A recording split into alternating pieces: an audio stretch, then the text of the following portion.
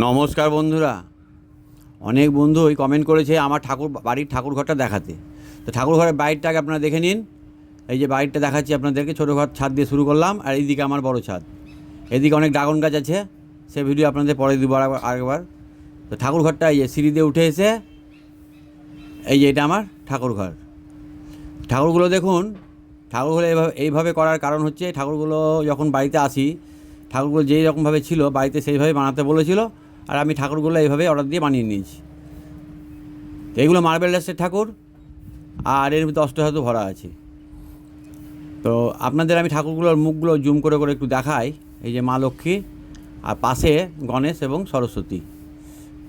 এদিকে তারা মায়ের মুখটা এবার আপনাদের দেখাই। এই দেখুন, তারা মায়ের মুখটা দেখালাম, এই যে দেখুন। এবার এইদিকে আছে দেখুন বজরংবলী, এই যে। তো এই তো গেল ঠাকুর ঘর দেখানো আপনাদের। কিন্তু আর একটা জিনিস দেখাবো, সেটা হচ্ছে অনেক বন্ধুই কমেন্ট করেছে যে মার্বেলের সিংহাসন বা তুলসী মন্দির কীভাবে পরিষ্কার করব। যদি মার্বেলের হয় তাহলে কীভাবে পরিষ্কার করবেন, খুব সহজে আপনাদের আমি শিখিয়ে দিচ্ছি। ভিডিওটা স্কিপ করবেন না, তাহলে কিন্তু বুঝতে পারবেন না। তার জন্য দরকার এই যে 220 নম্বর জল সিরিজ কাগজ। সিরিজ কাগজটা একটু কেটে নেবেন, এরকমভাবে টুকরো করে কেটে নিয়ে আপনাদের আমি জাস্ট দেখাচ্ছি, দেখুন নমুনা দেখাচ্ছি কীভাবে করবেন কাজটা। এই যে দেখুন, কালো কালো হয়ে গেছে অংশগুলো। সিরিজ কাগজ দিয়ে যখন আমি ঘষলাম একটু জল দিয়ে, এই দেখুন জায়গাটা ফ্রেশ হয়ে গেল। সিংহাসনটা বানানোর পর থেকে সিরিজ কাগজ দিয়ে এরকমভাবে ওয়াশ করা হয়নি। অনেকের কমেন্ট করার জন্য আমাকে এই কাজটা করে আপনাদের দেখাচ্ছি। এরপরে পুজোর আগে একবার করে নেব পরিষ্কার। তো কীভাবে আপনারাও করবেন সেভাবে দেখে নিন। 220 জল সিরিজ দিয়ে আর জল দিয়ে এভাবে ঘষতে হবে, তাহলে কিন্তু পুরো চকচকে হয়ে যাবে, যা দাগ থাক সব চলে যাবে। খুব চেপে ঘষার দরকার নেই, হালকা হালকা করে ঘষবেন। এরপরে আপনাদের আমি দেখাচ্ছি আর একটা জিনিস দেখুন, ওই জন্য বললাম ভিডিওটা স্কিপ করবেন না। এই দেখুন দাগগুলো দেখুন কেমন ভ্যানিশ হয়ে যাচ্ছে। আর এই জায়গাটা তো হয়ে গেল, রাউন্ডগুলো কিন্তু করলাম না, খালি মাথাগুলো করে দেখালাম। আর এই জায়গাটা আপনাদের দেখাই, দেখুন কতটা দাগ লাগছে। এই জায়গাটা দেখুন, একবার হালকা করে কাগজ ঘষে দেবো, দাগগুলো একদম ভ্যানিশ হয়ে যাবে। খুব চেপে ঘষার দরকার নাই। আর পালিশের মাল তো 220 সিরিজ কাগজ মারলেই হবে। এবার আপনার তুলসী বেদি দেখাবো। এই দেখুন, এটা আমার তুলসী মন্দির, মার্বেলের তৈরি।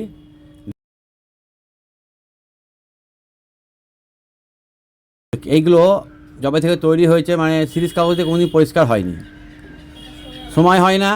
কিন্তু আপনাদের কমেন্টের জন্য আমাকে এটা পরিষ্কার করতে হলো, আমারও কাজটা হবে আর আপনাদের দেখানো হবে কীভাবে পরিষ্কার করবেন। এই দেখুন 220 জল সিরিজ দিয়ে যখনই আমি ঘষলাম, দেখুন পার্থক্যটা দেখুন, পাশাপাশি আপনারা বুঝতে পারবেন।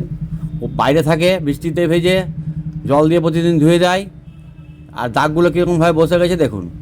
তো এইগুলো আপনারা কীভাবে পরিষ্কার করবেন, এই 220 জল সিরিজ আর জল দিয়ে ঘষবেন। তুলসী মন্দির হোক, ঠাকুরের মন্দির হোক, মার্বেল পাথরের যদি হয় তাহলে এভাবেই পরিষ্কার করে নেওয়া যাবে। ভুল করে অ্যাসিড দেবেন না, অ্যাসিড দিলে কিন্তু মার্বেল নষ্ট হয়ে যায়। এই জিনিসটা মাথায় রাখবেন। মার্বেল হলে আপনাকে সবসময় সিরিজ কাগজ দিয়ে পরিষ্কার করতে হবে। আর এবার আপনাদের দেখাই, এই দিকটা দেখলেন তো, এবার এইটুকু সম্পূর্ণটা আমি করবো, কিন্তু অতটা তো দেখাবো না। কীভাবে কাজটা করবেন সেটাই খালি আপনারা দেখে নিন। 220 জল সিরিজ দিয়ে ঘষবেন, তাহলে কিন্তু আপনাদের পরিষ্কার হয়ে যাবে। এই দেখুন কাগজটা নোংরা, মানে যদি ঘষতে ঘষতে নরম হয়ে যায় খুব, আর ঘষা না যায়, তাহলে কাগজটা ফেলে দিয়ে নতুন একটা কাগজ নিয়ে আবার কাজটা আপনাকে করতে হবে। পুরো কাগজটা একবারে নেবেন না, একটু কেটে কেটে নিয়ে কাজটা করবেন। আর আপনাদের বলি, টালিতে ভুল করে আপনারা সিরিজ কাগজ দিয়ে ঘষবেন না। টালিতে যদি সিরিজ কাগজ দেন, টালি কিন্তু বাদ হয়ে যাবে। ছবি আছে বলে না, কোনো টালিতেই সিরিজ কাগজ দিয়ে ঘষা যায় না।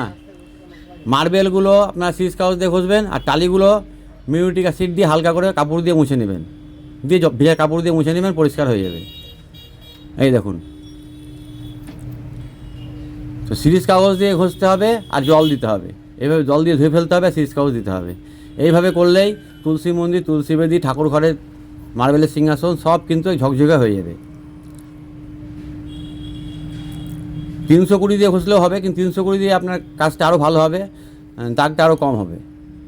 খুব হালকা দাগ থাকলে আপনার 320 কাগজ ব্যবহার করতে পারেন, না তো 220তেই সব কাজ হয়ে যাবে। দেখুন পার্থক্যটা দেখুন। এবার পুরো কাজটা আপনাদের করে নিয়ে আপনাদের দেখাচ্ছি। দেখুন পুরো কাজটা করতে সময় লাগলো আমার প্রায় 2 ঘন্টা থেকে বেশি, 2.5 ঘন্টা মতো লেগে গেল। অতক্ষণ তো দেখানো যাবে না। এই দেখুন পুরো আরও ভালো করা যেত, আরও ভালো করে ঘষলে আরও ভালো করা যাবে, সারাদিন ঘষতে হবে, তাহলে আরও সুন্দর হবে। এবং আপনাদের অনুরোধ ছিল যে আমার ঠাকুরঘরটা দেখানো, সেটা আপনাদের দেখালাম। এবং মার্বেল পরিষ্কার করবেন কীভাবে এবং মার্বেলের সিংহাসন কীভাবে পরিষ্কার করবেন সেটা আপনাদের দেখালাম। সকলে ভালো থাকবেন, সুস্থ থাকবেন, শেষ করলাম।